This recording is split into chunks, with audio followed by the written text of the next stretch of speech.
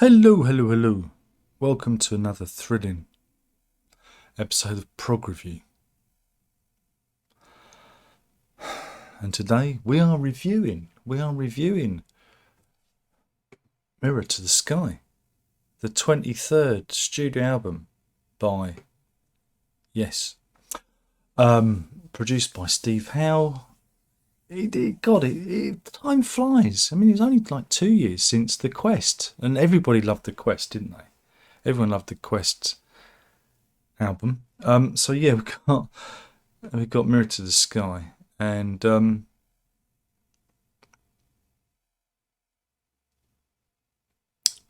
yeah, this is the first album without Alan White on. He's replaced by Jay Shellen. So we have Howe, Downes, Sherwood, Davison, Shellen. That's the group. What to say? The album's 63 minutes and 35 seconds long. That's not good. I've already reviewed, was it Cut from the Stars, and did I do All Connected? I don't know. Did I review them? I can't remember. I know people, they left comments on videos about how I was wrong. I remember that bit, and they'll leave comments on this as how I'm wrong.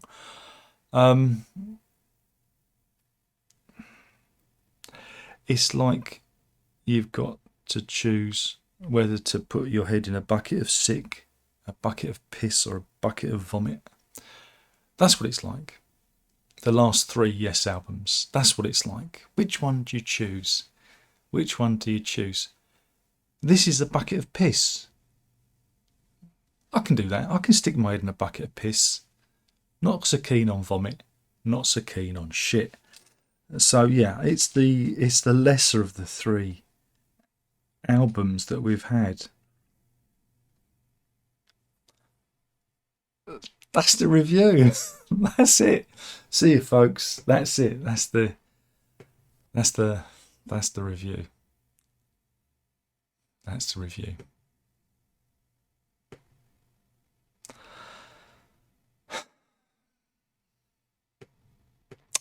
I've got nothing. I've got nothing to say about this, other than, yes, it is a Steve Howe crafted album. Again, he's the producer again. He's all over it, and it's great if you like Steve Howe. It really is. It's great if you like Steve Howe steering this ship.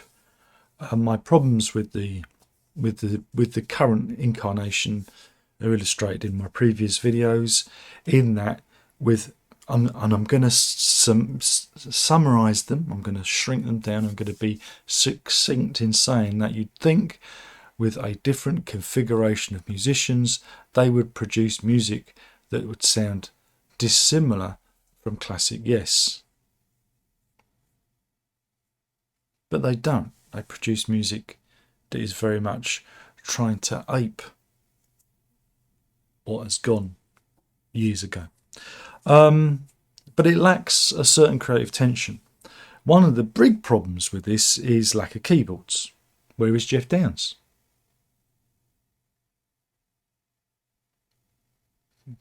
Did Francis Monkman take his tape box away? I do not know. Good one, Francis. He passed recently. But yeah, that's the creative tension that you get with great bands, with the keyboard player rising and trying to outplay the guitarist, and the drummer propelling everything along. This is what you lack with this band. You get the feeling that the other musicians fall into line, and you get this a lot now. You get it with that band. The featured artist assembles musicians around him who aren't going to argue, who are going to perform the music in a certain way, and that music lacks a certain tension that previous incarnations of the band bring to the performance, and it's the same here. if you're looking for, I mean, it is better than the last one, and it certainly hurtles along. There is a sense of propulsion. Jay Shellen is there, just pushing it forward. You know, it's all right, but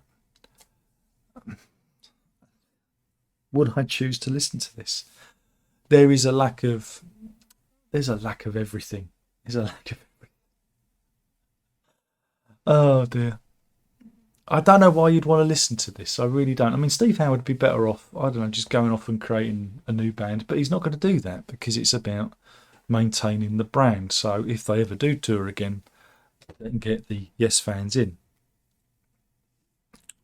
Um, ah, what did I like? Let's be positive. What did I like? Mirror to the Sky is the heart of this. It's 13 minutes, 53 seconds long, and there's quite a bit of Steve Howe guitar playing on it.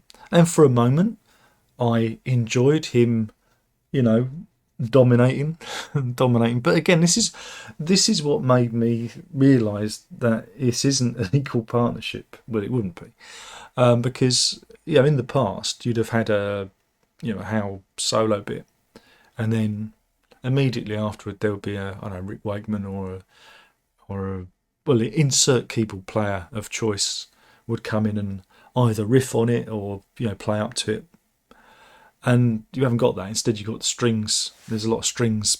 Have we got what's the name of the orchestra? There's an orchestra involved.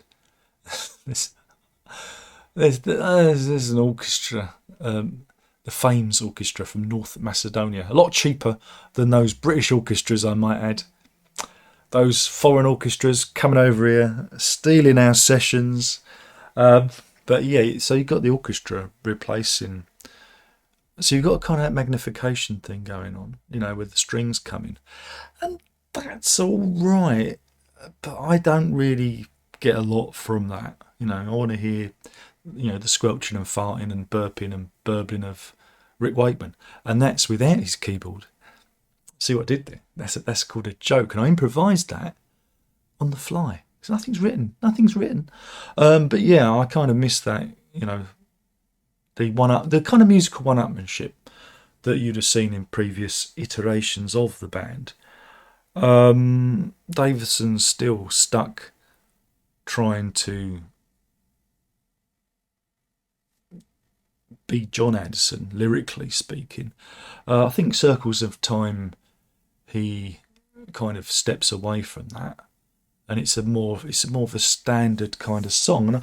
And again, I think if he just wrote lyrics from his own place, his own creative space, rather than feeling the need to, do that faux Anderson stuff, I wouldn't have a problem. Again, go and listen to 90125 when Rabin, was there, and the lyrical thrust, the lyrics, the whole timbre of the lyrics were different. When the drama era, Trevor Horn, the lyrics weren't John Anderson styled. So again, I think if they moved away from that and tried to find their own identity within this band, I'd have a bit of an easier time with it. But yeah, I mean, it's an inoffensive rock album, right, with some extended pieces.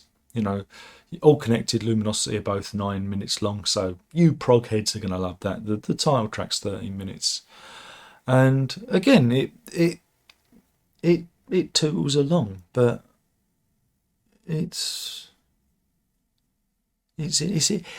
cheery. It's inoffensive. It's again, there's nothing in this that offends me, but there's nothing in this that makes me want to play it again. And that's not because of that. There's different people in it. I still enjoy, drama. I still enjoy 90125 occasionally. Not so much Big Generator. The different iterations of Yes all bring something different to the table. But with this, I don't know. I feel like there is just too much of a dominating presence from Howe. And I like Steve Howe as a guitarist. This is the thing. I don't have anything against him as a player. His solo albums, again, I enjoy and I dip into from now and again. But yeah, then you ask yourself, what is Yes music? You know, other bands, there's usually a singular vision, you know, that runs through it, that guides a band, you know, or there's a style, you know, there's a sensibility, and again, without those other strong characters, I think Howe hasn't got anyone to, you know, to lift this music up into interesting places. And that's just my opinion. You may love this. There will be people saying, Darren, you're wrong. And that's fine. That's fine. Right? That is fine. But on the other hand, it is good to see how desperately trying to keep the Yes brand alive. You know, so there's that. There's that. But it doesn't speak to me. I have zero interest in it. And it's a real shame. And it's a real shame that, you know, in the past, in the old days, he would have looked around. You know, they'd have looked in, I don't know, Melody Maker or Record Mirror, and they'd have looked at bands who were, you know, doing well. They'd have looked at the best players of the day, and they would have brought them in. You know, this, just go and look back. Look how himself got his position in Yes. There was this constant replacement of wanting to be better. You know, Chris Squire, you know, John Anderson wanted to create a band, and that's why they got all these different people in. And I don't think you get that now. You know, he hasn't looked around and said, right, who's the best keyboard player we can get in? You know, and it's a shame that, you know, Oliver Wakeman lost the gig, because I think he certainly has the chops to lift this music. Go and check out the From a Page record that he was behind. Again, he has a certain melodic sensibility that he's lacking here. So yeah, it's you feel it comes from the same place, Steve Howe. You feel that the lyrics are trying to be, you know, illusory to that previous golden age. What is John Davison actually trying to say? Why do we have to, you know, perform these mental gymnastics for him? Yeah, we do it for John Anderson because he pioneered that style. But you're stealing somebody else's style, and that's not cool, man. That's not cool. And even the album sleeves a bit. Even the album sleeves a little bit. Come on, Roger Dean. Is this one you did this one in the afternoon, didn't you? This is a Bob Ross. This is.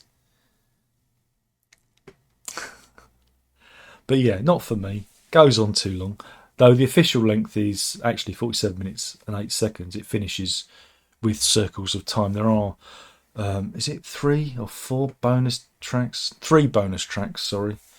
All written by Howe. Again, on this album, Howe has got 1, 2, 3, 4, 5, 6. 6 of the 9 tracks. John Davison, Billy Sherwood did Cut from the Stars, and Davison gets a solo credit on Circles of Time. But yeah, check it out. Enjoy it. Enjoy it. You will enjoy it. If you liked The Quest, you will certainly enjoy this one. But no, it's not cool, man. It's just not cool. It's not cool. That's it. That's the review. I found it exhausting. It tired me out. Just trying to think of something to say about it, because it is so inoffensive. It is so dull. It is so dull. I'm sorry. I'm sorry for saying this. I really am. That's it. That's all I want to say. I don't want to do this anymore. Thank you for watching. There's only one more thing left to say, and that is I've been talking about Mirror to the Sky, the 23rd album by Yes. Tell me how I'm wrong in the comment box below. I dare you. I double dare you. And I'm sure there'll be a live tour to support this soon. I'm sure they'll be chomping at the bit to support this. So what I'm referring to is the various gigs that they've cancelled because there's been a couple of false starts and that, due to COVID and whatever else. So maybe next year they'll tour again, and you'll hear some of this record live. Could be interesting. I don't know. I won't be there. So yeah, that's the review. That's it. That's it. Prog on.